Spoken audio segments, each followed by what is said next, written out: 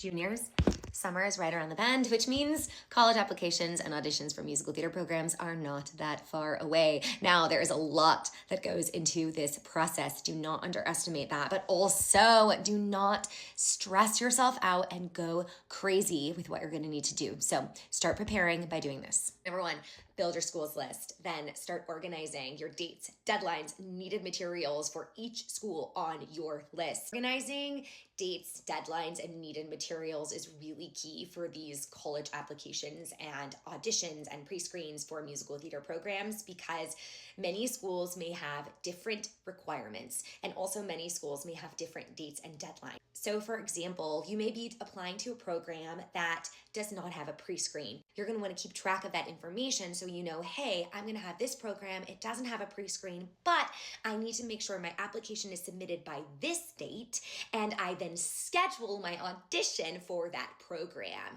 On the other hand, another school that will have a pre-screen is going to have a deadline of November 15th, while another school will have a deadline of December 1st.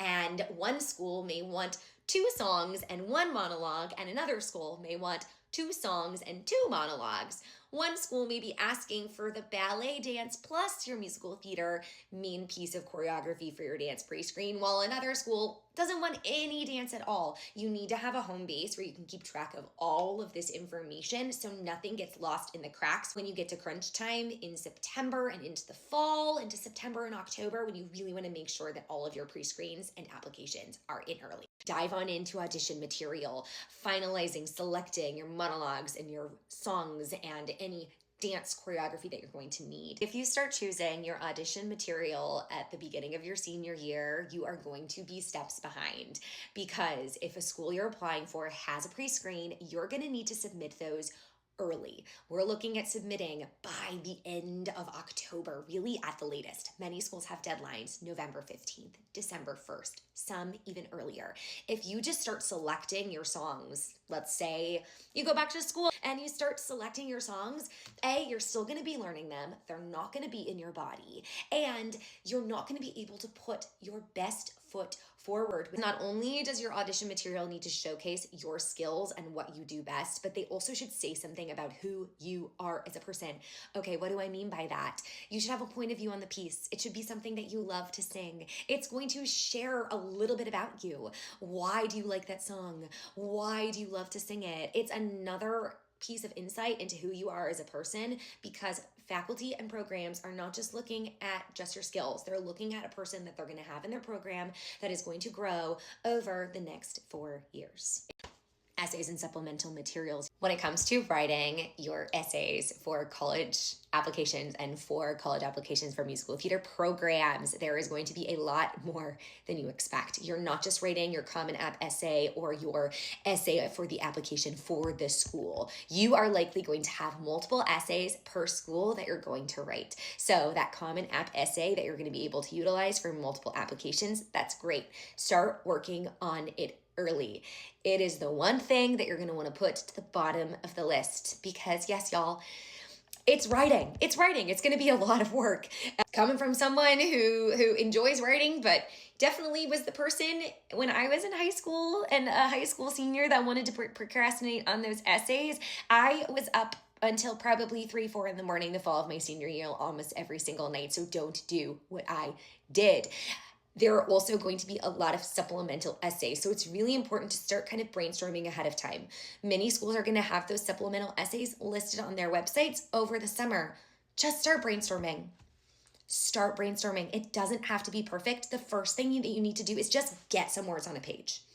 Just get some words on a page and go from there. Get it done early. Get it done early. I promise it's going to be a weight off your shoulders. Don't skimp on the wild card. Start brainstorming. The wild card is such an amazing thing, but also overwhelming, right? You have 60 seconds to show anything you want about yourself. How cool. Also, how spooky scary.